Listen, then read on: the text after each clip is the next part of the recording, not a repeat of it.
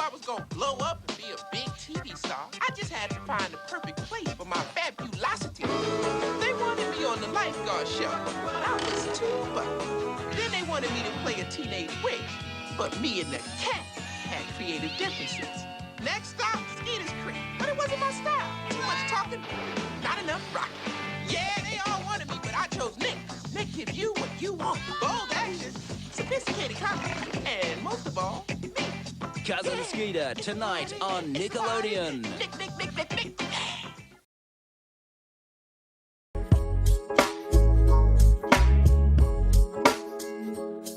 Cousin Skeeter was an American sitcom on Nickelodeon from 1998 to 2002. Cousin Skeeter was kind of an enigma. It was one of those you had to be there type of shows, which is funny because I wasn't there, but here I am talking about it. I don't think I've ever seen a full episode, but I do remember seeing this random ass puppet during the channel promos and bumpers. I don't mind puppets. Like, I didn't mind Kermit and the Gang, and I love Sesame Street. Shout out to my nigga Grover. As I got older, I became a bit indifferent to them, but I was always pleasantly surprised whenever they showed up. Like that episode of Community. That's an adventure. We can go high. We can see anything up in the sky. Yes. But also, puppets aren't common enough for me to really form an overall opinion. Off the top of my head, I can't think of many shows that had a puppet lead. Greg the Bunny, Crash and Bernstein on Disney XD, and fucking Alf. By the third season, I was completely wasted all the time. I lost all control of my bodily functions. They had to cut the crap out of my fur before each taping. But, would I do it all again? Can someone in the comments give me the gist of what Alf was even about? Besides that Family Guy clip, I know nothing about the show other than the fact that it ran for like 5 seasons. Speaking of Alf, while doing some research, I stumbled upon an interview with one of the creators, Alonzo Brown, and he said that he was trying to make a black Alf who came to live with the Cosby family. What I really wanted to make was a black Alf who came to live with the Cosby family. But Alf would be really cool. Cousin Skeeter is one of those shows that the channel never acknowledges. Even when they brought the 90s back, he was nowhere to be found. So let's find out exactly what was Cousin Skeeter. Okay. You go, girl. Now, we can do my homework later. Let's check out the neighborhood. Most deaf. Yeah. Most stuff. You say one for the trouble, two for the time. Okay, off rip, we need to talk about this theme song. Cousin Skeeter has one of the best theme songs I've ever heard. Like deadass, this gotta be top 5. I shouldn't be surprised since it's a version of the 96 song Stilo by 702, which was co-written by and featuring Missy Elliott. You know how he does, you know Skeeter flows. All I wanna do is hug you, cause I like your stilo. And I dig the way you move, and the way you do your thing. Skeeter, keep it coming on, cause we love you crazy. It has a great beat, solid vocals, homie dressed up like the Isley Brothers, it's got it all. In that same interview, he talked about how the inspiration for the show came from an old Nike commercial. Caught the game last night. Let me just put it this way. You're the best player in the NBA. I mean, no. Skeeter comes to stay with his cousin's family, and with the help of Bobby, this guy, he learns life lessons and tackles the ups and downs of growing up. It's the typical buddy comedy sitcom, but a little different. I'm talking about Skeeter. He'll probably be a computer nerd, and I don't need Cousin Brainiac embarrassing me. Well, I have to admit, your mother's side of the family is a little different. I appreciate how, besides in a couple of short jokes, they never acknowledge that he's, not human. Skeeter! Wow, look how much you've grown. You used to be shorter? Very sensitive about his height. I like that him being a puppet isn't the main focus when it comes to the story or comedy. Not to say it still isn't prevalent, homie is constantly getting thrown around or having shit fall on him. Homie can't go 10 seconds without having some shit happen to him. Because he's a puppet, he adds a cartoony element to the show. It's part of its charm, but it can still be a little weird.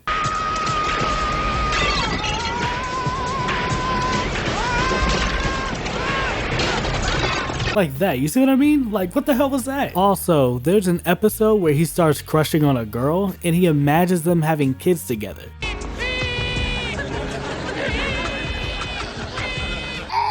These are some fugly ass babies. What the fuck? Most episodes start with narration from Bobby on some Moesha type shit. Today, I decided to clean the dirt out of my room and the junk out of my life.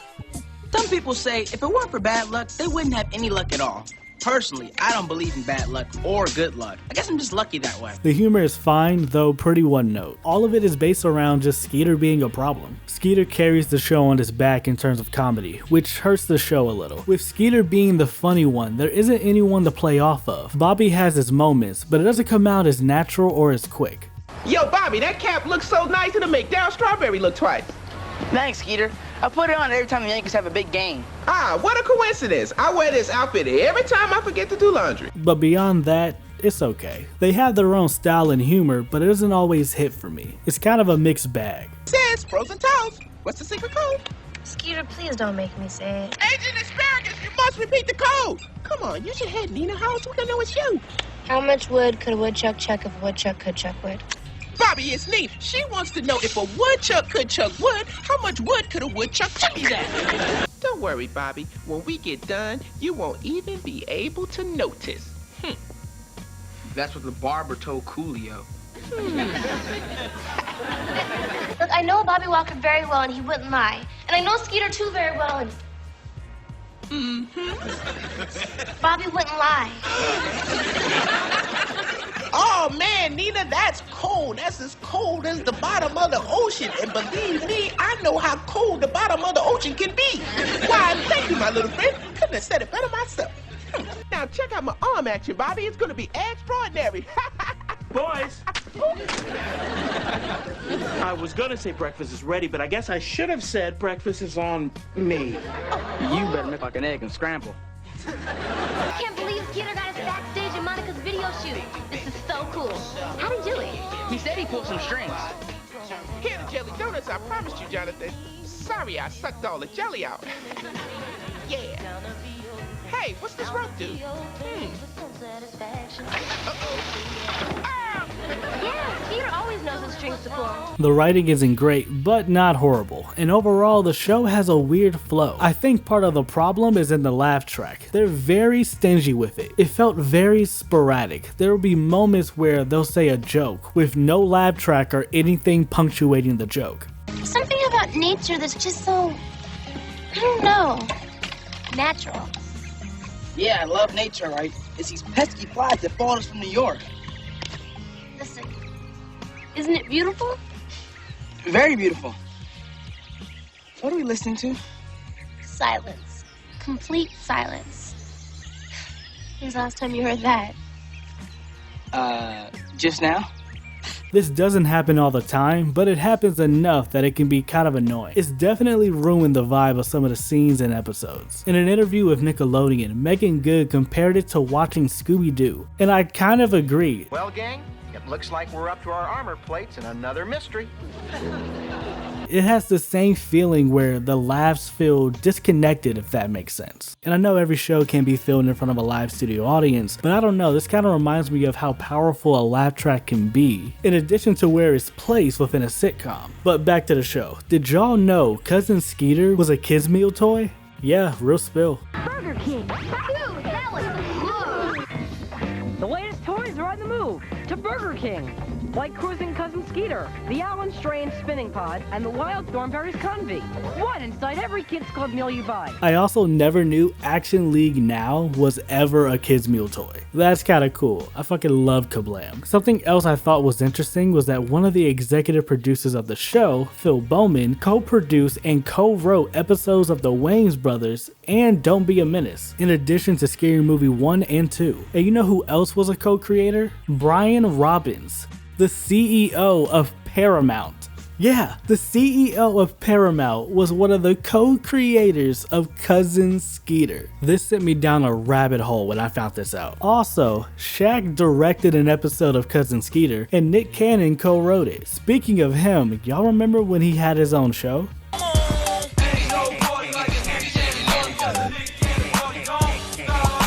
This was kind of a nothing show, but it works. It's just a slice of life style of show. You tune in to see what wacky tacky shit Skeeter's finna do in each episode. There are a handful of topical episodes, like when Nicole wants to join the football team, but they don't let her because she's a girl. Well, check this out, all right? 32, 24,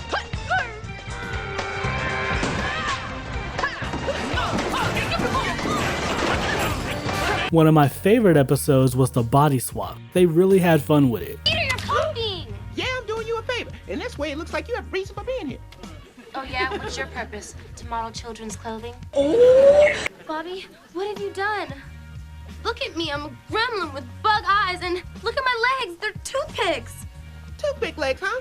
You took the words right out of my mouth. Who cares about cheerleading? I have 2-on-2 fighters tomorrow, acrylic nails, not to mention the vertical leap up a floor lamp. Basketball? No way, Skeeter. You're not gonna sweat out my press. I just had that hair done. Also, this was one of the earlier black sitcoms on the channel, so I'll give it props for that. But yeah, overall, I thought the show was fine.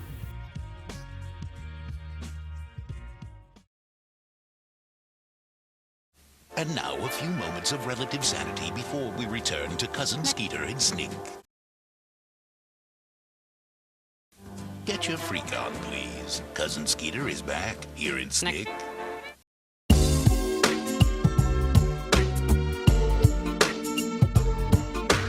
With the exception of a few, everyone played their part fairly well, with the standout being, of course, Skeeter. Skeeter is a dick. Homie talks like he never had his ass beat. Yo, Pillsbury Doughboy, be careful. I got my turntables and a case of hot sauce in there. Yeah, listen, I gotta get back downstairs. Where's my tip?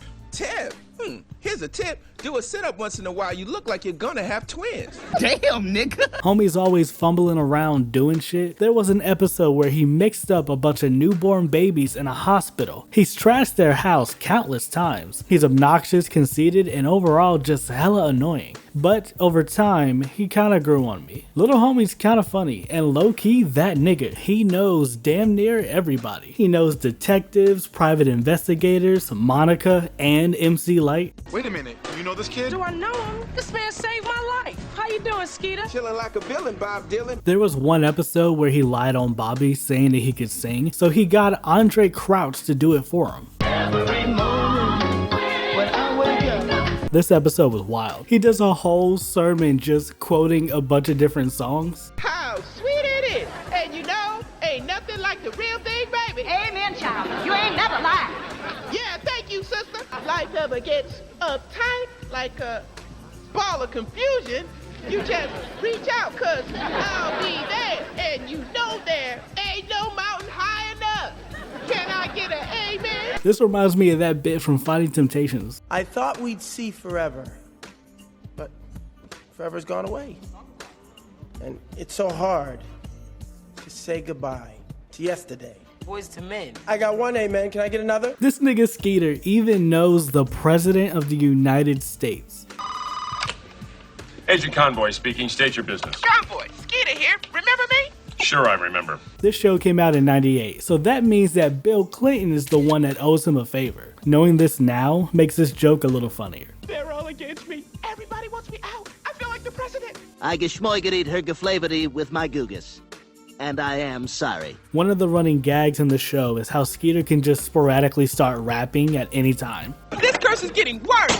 I think I need a nurse. I love the way High Speed feels. I'm a clocker like a rocket on these set of wheels. He's the fly guy, private eye, and that's no lie. Unless, Bobby, you don't mess with unless you got a plan to express. You do, don't you? Please say yes. Relax, I didn't steal it. I'm not Bugsy Siegel. I'm as legal as a bald eagle driving a Regal. The instructions are for chumps. We're not chumps, we're Donald Trumps. We're men of vision, not indecision. We're building a fort, not writing a report. It low-key reminded me of the rhyming shit they did in Community. Well. Harvey Keitel. Well, what do you know, Henry David Thoreau? My, oh my, Mike Ty. son. The puppet design is really good. I like it a lot. It's simple but still expressive, which is complemented by the voice acting and puppeteering. Drew Massey was the puppeteer, and Bill Bellamy was the voice behind the puppet. I wasn't familiar with Bill before this, but I liked him as Skeeter. He brought a lot of life and energy to the character. Drew's been in the game for years. He's worked on Yo Gabba Gabba, Greg the Bunny, Sesame Street. He's the voice of Sid the Science Kid, and he was even the puppeteer for Abed in that Community episode. We need to split into two groups, the survivors and the others. Where's the manifest? Sorry I keep making Community references. I've been watching a lot of Community as of late. 6 seasons and a movie! Plus, this is one of my favorite episodes. Yes! Some of these shots puppeteering Skeeter were pretty impressive. There's a shot where he crawls under the bed and it was damn near seamless. Later in the season, we meet Nicole, who becomes the main love interest of Skeeter. I was so glad they went with a different design instead of just putting Skeeter in a wig. Just Skeeter. That's all I'm saying. That's all you need to know, honey. She's played by the GOAT, Tisha Campbell, which was a pleasant surprise. She becomes one of the funnier characters, and I really like her dynamic with Skeeter, always setting him straight when he's doing the most. She was a solid addition to the cast, and I wish they used her more. The parents didn't do much, but were fine overall, though it was cool that their dad was a music producer and their mom was a lawyer. Robert Richard and Megan Good were okay. Nina was just fine. She had a gimmick of talking really fast, which didn't really do a lot for her character. It absolutely is, because even though I ride one of the most popular bikes currently in the market right now, I've done some things to personalize it that I don't think anybody else would have done. She mellowed out throughout the show, but besides being Bobby's love interest, Nina wasn't that interesting. That said, Megan did a decent job. You can tell that she had a lot of fun with it. But Robert was hard to watch. Homie was flat and boring. Everything he said had little to no substance. Yes, it is. Dad, you know I wasn't crazy about the idea with this trip when Mom suggested it. This was probably his first gig, so I'll cut him some slack. I remember rocking with him on One-on-One. But yeah, overall, he did alright, but didn't really add to the show for me. Cousin Skeeter had a solid guest star list. Of course, you had Monica, MC Lyte, and Andre Crouch. You also had Tommy Davidson, Christina Milian, Montel Jordan, and My Town. Who are these niggas? But my favorites were probably Keita Nicole, Left Eye, and Usher. Yeah, they actually got Usher for this show. I know it was 98, but still, that's kind of impressive. Cousin Skeeter will be right back in Snick. Feel free to unbuckle your safety belt and move about the cabin. Now back to more insightful analysis of social issues with Cousin Skeeter in Snick.